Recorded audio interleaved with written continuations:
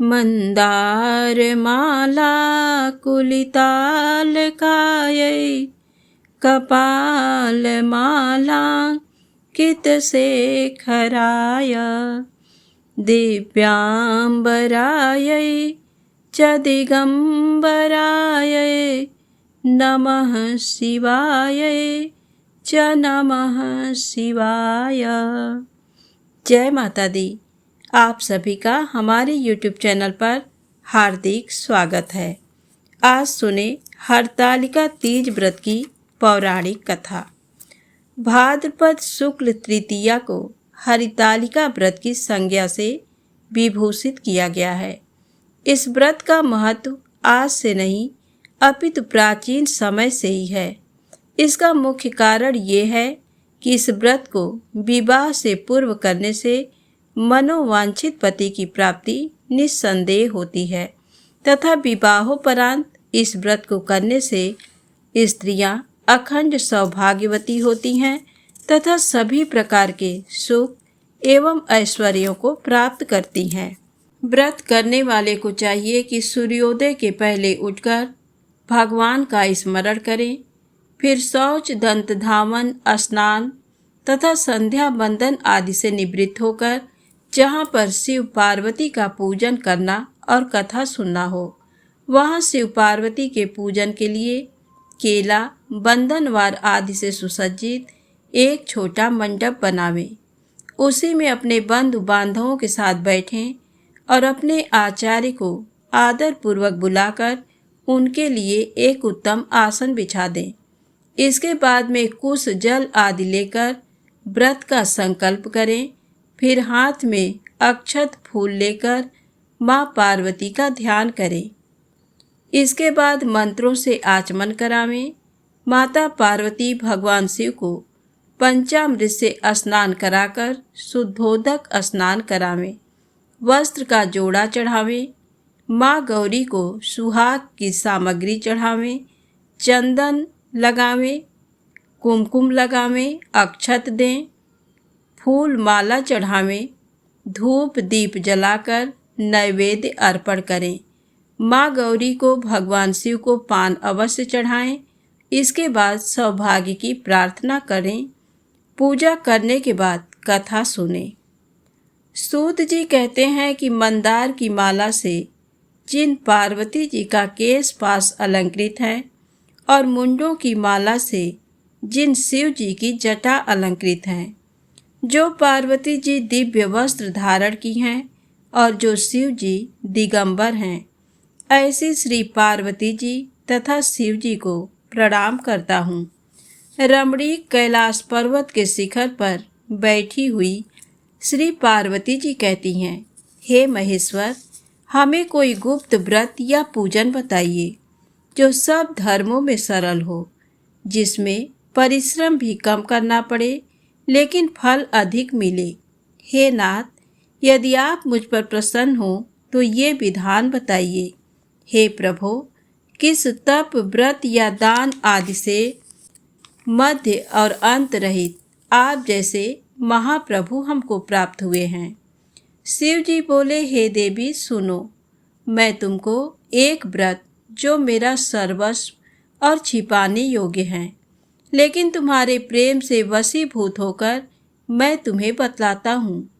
जैसे नक्षत्रों में चंद्रमा, ग्रहों में सूर्य, वर्णों में ब्राह्मण, देवताओं में विष्णु भगवान, नदियों में गंगा, पुराणों में महाभारत, वेदों में सामवेद और इंद्रियों में मन श्रेष्ठ है, सब पुराण और वेदों का सर्वस्व जिस तरह कहा गया है, मैं तुम्हें एक प्राचीन व्रत बतलाता हूँ।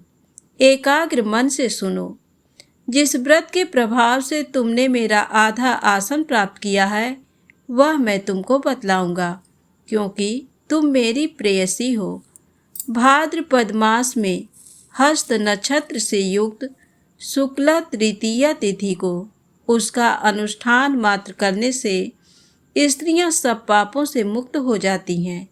हे देवी, तुमने आज से बहुत दिनों पहले हिमालय पर्वत पर इस व्रत को किया था। ये वृत्तांत मैं तुमसे कहूँगा। पार्वती ने पूछा, हे नाथ, मैंने क्यों ये व्रत किया था? ये सब आपके मुख से सुनना चाहती हूँ। शिव जी कहते हैं कि भारतवर्ष के उत्तर की ओर एक बड़ा रमणीक और पर्वतों में श्रेष्ठ हिमवान नामक पर्वत है। उसके आसपास तरह तरह की भूमियां हैं, तरह तरह के वृक्ष उस पर लगे हुए हैं। नाना प्रकार के पक्षी और अनेक प्रकार के पशु उस पर निवास करते हैं। वहां पहुंचकर गंधर्वों के साथ बहुत से देवता, सिद्ध, चारण, पक्षीगण सर्वदा प्रसन्न मन से विचरते हैं। वहां पहुंचकर गंधर्व गाते हैं, अप्सराएं नाचती हैं। उस पर्वतराज के कितने ही शिखर ऐसे हैं कि जिनमें स्फटिक, रत्न और वैदूर्य मणि आदि की खानें भरी हैं। ये पर्वत ऊंचा तो इतना अधिक है कि मित्र के घर की तरह समझकर आकाश का स्पर्श किए रहता है। उसके समस्त शिखर सदैव हिम से आच्छादित रहते हैं और गंगा जल की ध्वनि सदा सुनाई देती रहती है। हे पार्वती, तुमने बाल्यकाल में उसी पर्वत पर तपस्या की थी। 12 वर्ष तक तुम उल्टी टंकल केवल धुआं पीकर रही। 64 वर्ष तक सूखे पत्ते खाकर रही। माघ मास में तुम जल में बैठी रहती और बैसाख की दोपहरिया में पंचाग्नि तापती थी। श्रावण के महीने में जल बरसता तो तुम भूखी प्यासी रहकर मैदान में बैठी रहती थी। तुम्हारे पिता इस तरह के कष्ट सहन को देखकर बड़े दुखी हुए। वे चिंता में पड़ गए कि मैं अपनी कन्या किसको दूं। उसी समय नारद जी वहां आ पहुँचे। मुनिश्रेष्ठ नारद जी उस समय तुम्हें देखने को गए थे। नारद को देखकर गिरि ने अर्घ्य, पाद्य, आसन आदि देकर उनकी पूजा की और कहा, हे स्वामीन, आप किस लिए आए हैं? मेरा अहो भाग्य है, आपका आगमन मेरे लिए अच्छा है। नारद जी ने कहा, हे पर्वतराज, सुनो, मैं विष्णु भगवान का भेजा हुआ आपके पास आया हूँ। आपको चाहिए कि ये कन्या रत्न किसी योग्य वर को दें। भगवान विष्णु के समान योग्य वर ब्रह्मा, इंद्र और शिव, इनमें से कोई नहीं है। इसलिए मैं यही कहूँगा कि आप अपनी कन्या भगवान विष्णु को ही देवें। हिमवान ने कहा, भगवान विष्णु स्वयं मेरी कन्या ले रहे हैं और आप ये संदेश लेकर आए हैं, तो मैं उन्हें अपनी कन्या दूंगा। हिमवान की इतनी बात सुनकर मुनिराज नारद आकाश में विलीन हो गए। वे पीतांबर, शंख, चक्र और गदाधारी भगवान विष्णु के पास पहुँचे। वहाँ हाथ जोड़कर नारद जी ने भगवान विष्णु से कहा, हे देव, सुनिए, मैंने आपका विवाह पक्का करा दिया। उधर हिमवान ने पार्वती के पास जाकर कहा कि हे पुत्री, मैंने तुम्हें भगवान विष्णु को दे डाली। तब पिता की बात सुनकर तुम बिना उत्तर दिए ही अपनी सखी के घर चली गई। वहीं जमीन पर पड़कर तुम बड़ी दुखी होती हुई विलाप करने लगी। तुमको इस तरह विलाप करते देख एक सखी ने पास आकर कहा, देवी, तुम क्यों इतनी दुखी हो? इसका कारण बताओ। तुम्हारी जो कुछ इच्छा होगी मैं यथाशक्ति उसको पूरा करने की चेष्टा करूंगी, इसमें कोई संशय नहीं है। पार्वती बोली, मेरी जो कुछ अभिलाषा है उसे तुम प्रेम पूर्वक सुनो। मैं एकमात्र शिव जी को अपना पति बनाना चाहती हूँ, इसमें कुछ भी संशय नहीं है। मेरे इस विचार को पिताजी ने ठुकरा दिया है, इससे मैं अपने शरीर को त्याग दूंगी।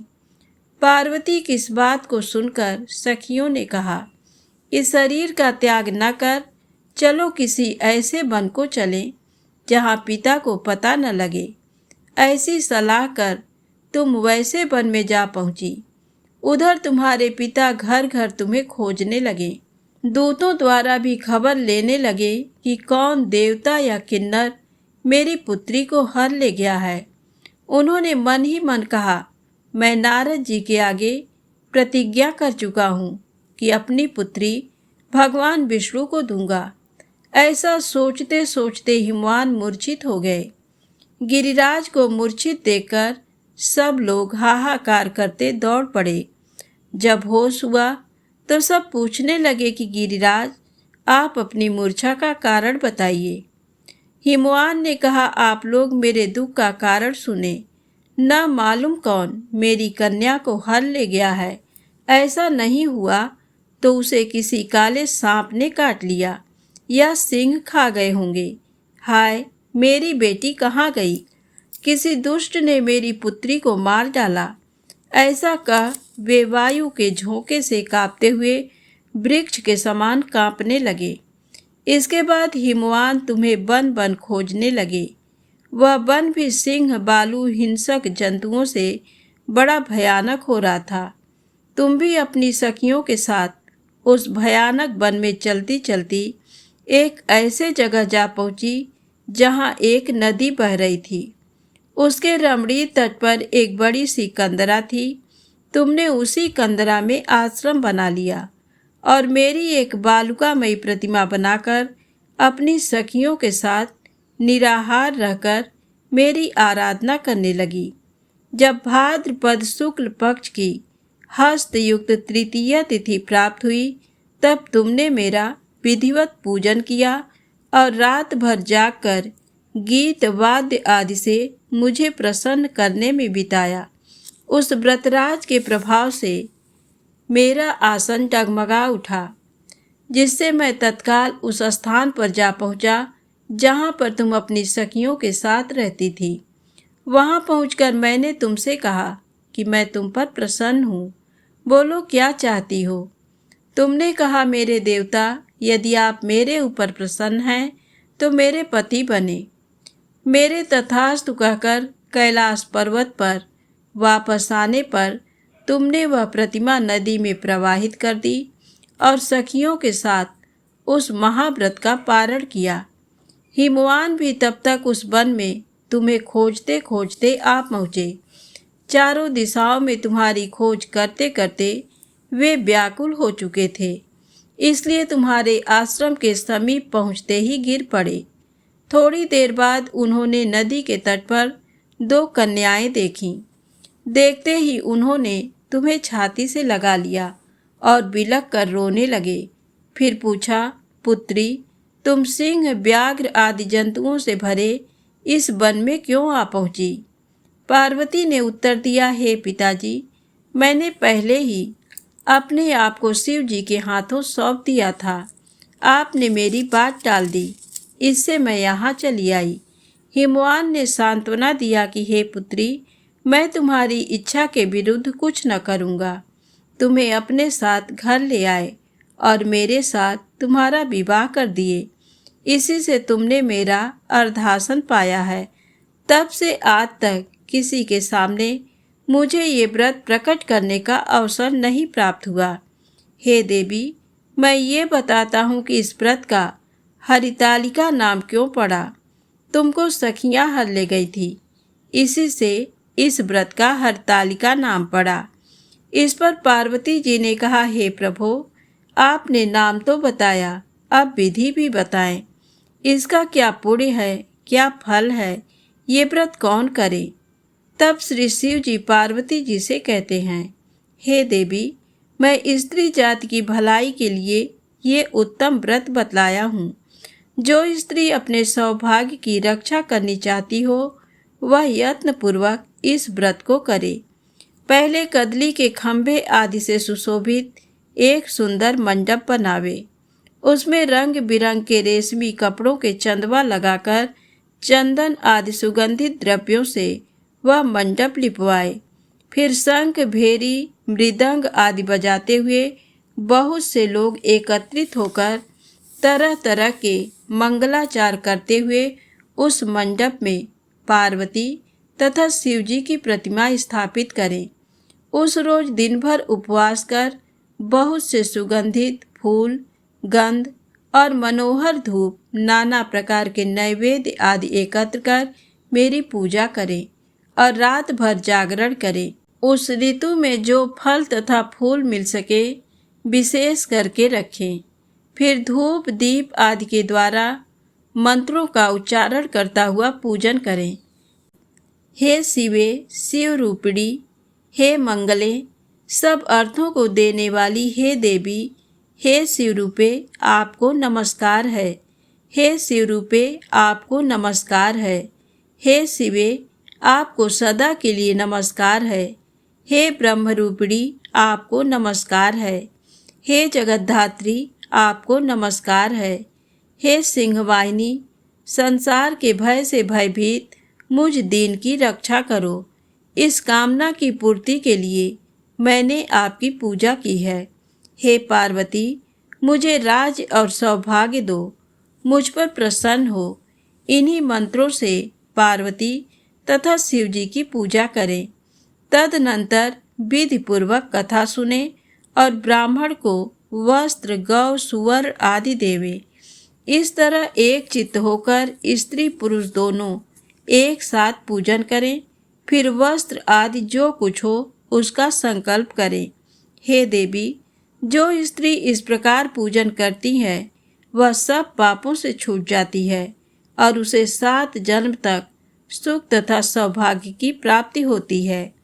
जो स्त्री तृतीया तिथि का व्रत न कर अन्न भक्षण करती है वह 7 जन्म तक बंध्या रहती है। वह सदा दरिद्री, पुत्र शोक से शोकाकुल, स्वभाव की लड़ाकी, सदा दुख भोगने वाली होती है।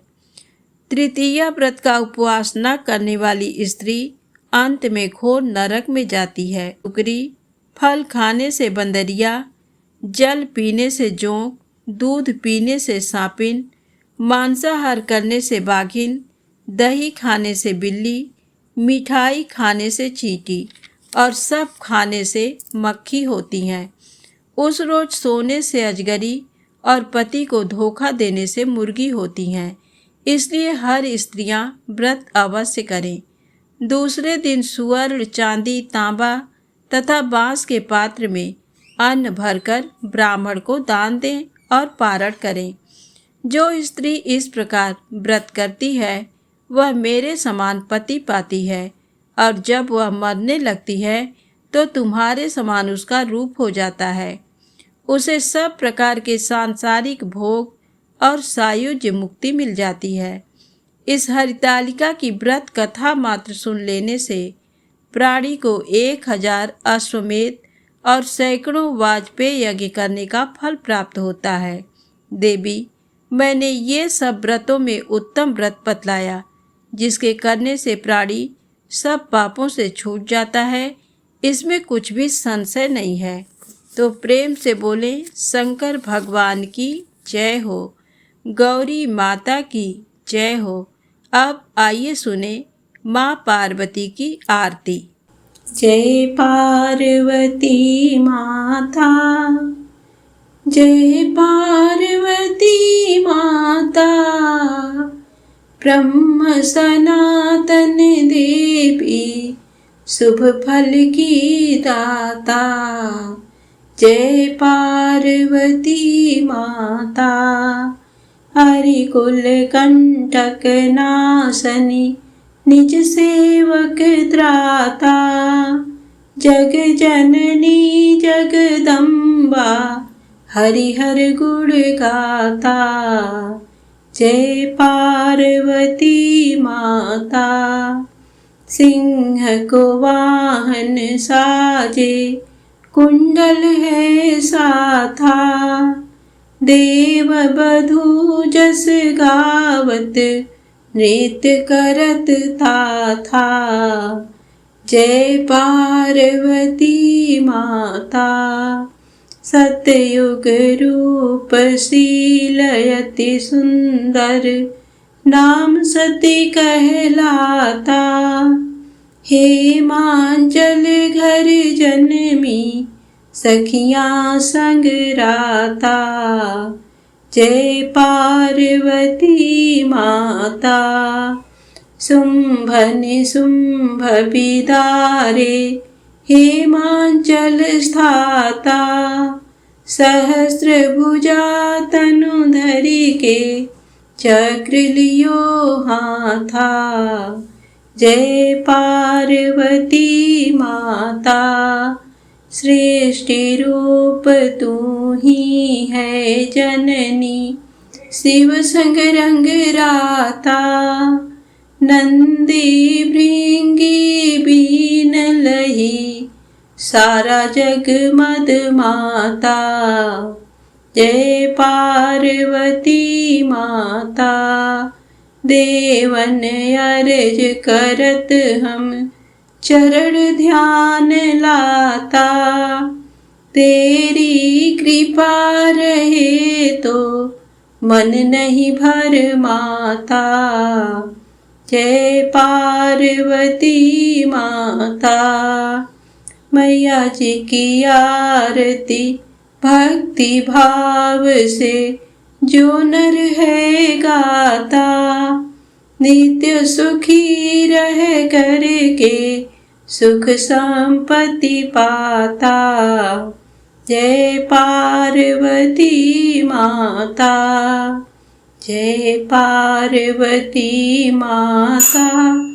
जय पार्वती माता। ब्रह्म सनातन देवी, शुभ फल की दाता। जय पार्वती माता।